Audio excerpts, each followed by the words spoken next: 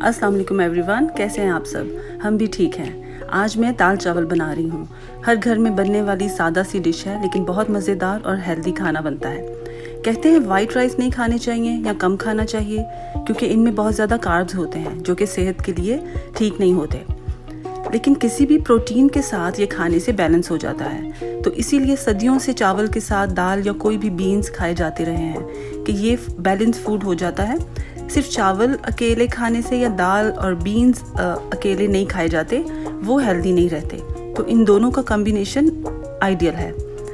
दाल बनाना सबसे ज़्यादा आसान है। मैं मसूर की दाल में 1 कप मसूर की दाल में 1/4 कप चने की दाल डालती हूँ। अच्छी तरह धोकर 1-2 घंटे भिगो कर रखना होता है। फिर इसमें पानी और सब मसाले डालकर पकने के लिए रख दें। जब ये तकरीबन पक जाए और दाल भी अच्छी तरह घुल जाए तो इसमें तड़का लगाया जाता है। ऑयल में पहले प्याज को हल्का ब्राउन करना होता है और कुछ और चीज़ें जो मुझे पसंद है, जैसे लहसुन को बारीक काट कर, करी पत्ता, मस्टर्ड सीड्स, ज़ीरा और हरी मिर्च, ये सब ऑयल में डालकर 2-3 मिनट में फ्राई करना होता है। और आखिर में सुर्ख मिर्च डालकर 5 सेकंड ही गर्म करना है। फिर दाल में डाल दें। सुर्ख मिर्च को ज़्यादा काला नहीं होने देना।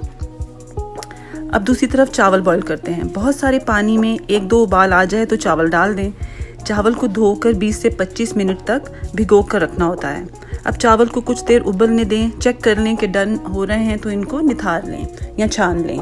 मैं इस तरीके से बनाती हूँ और बहुत अच्छे बन जाते हैं। चावल के पानी को ज़ाया करना ही बेहतर है, क्योंकि सारे कार्ब्स इसी में होते हैं। तो फिर चावल को दोबारा से अपने उस पैन में डाल दें और ढक कर दम पर रख दें 5 से 10 मिनट के लिए। ठीक है। और अब ये दाल चावल रेडी हैं। साथ में सैलेड और अचार ज़रूर रखें और ये दोपहर के खाने में बेस्ट हैं। और मीठे में फिरनी बनाई थी। रेडीमेड चावल का आटा या पाउडर मिल जाता है, उसी से बनाई थी। बहुत मज़े की बनती है। घर में भी चावल को पीस कर आटा बनाया जा सकता है, लेकिन मैंने कभी वो ट्राई नहीं किया। और अब लंच के बाद बैकयार्ड में कुछ काम था, वो कर रहे हैं। ग्रास बहुत बढ़ गई थी, इसको काटना भी बहुत ज़रूरी है। और एक हद से ज़्यादा अगर ग्रास बढ़ जाए तो बहुत बुरी लगती है। जंगल की तरह लगता है आपका बैकयार्ड। इसलिए इसका ख्याल रखना, इसको मेंटेन रखना भी बहुत बड़ा काम है।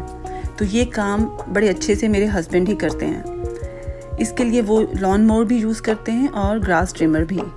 मैंने भी साथ हेल्प की जितनी इन्हें चाहिए थी।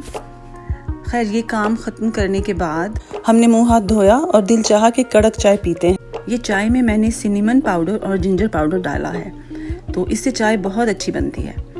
तो फिर बैकयार्ड में बैठे तो बड़ा अच्छा लगता है कि घर के ये छोटे छोटे काम अपने हाथ से करने के बाद की जो फीलिंग्स आती है ना, वो बहुत डिफरेंट होती है। इसका अंदाज़ा हमें कनाडा आकर हुआ। बैक होम में तो हर काम एक आवाज़ पर किसी से भी करा लेते हैं, बड़े हेल्पर्स होते हैं ना वहाँ। लेकिन अपने हाथ से काम करने के बाद का जो सुकून मिलता है वो बयान नहीं किया जा सकता। लेकिन अल्लाह ताला भी किसी की हिम्मत से बढ़कर उससे काम नहीं लेता। बैक होम में और तरह का लाइफस्टाइल है और यहाँ पर हर एक को अपने हाथ से काम करने की आदत होती है। खैर, अब मैं यहाँ कुछ सैलेड के लिए वेजिटेबल्स लाई थी, तो इन्हें फ्रिज में स्टोर करूँगी। जो पैकेट में है इन्हें एज इट इज़ रखूँगी, लेकिन जो वॉश करके या निकाल के रखने वाली चीज़ें हैं, जैसे ब्लूबेरीज़ को वॉश करके रखूँगी और सैलरी को एक स्टिक को साफ़ करके अलग करके लॉन्ग कंटेनर में रख लूँगी। इसे वॉश करके नहीं रखना, क्योंकि जब इसे यूज़ करना है तभी ये वॉश होगी। तो इस दुआ के साथ व्लॉग एंड करती हूँ कि अल्लाह हम सबको हिम्मत और सेहत दिए रखे और अपने घरों के काम हम ऐसे ही करते रहें। खुश रहें, आबाद रहें। खुदा हाफिज़।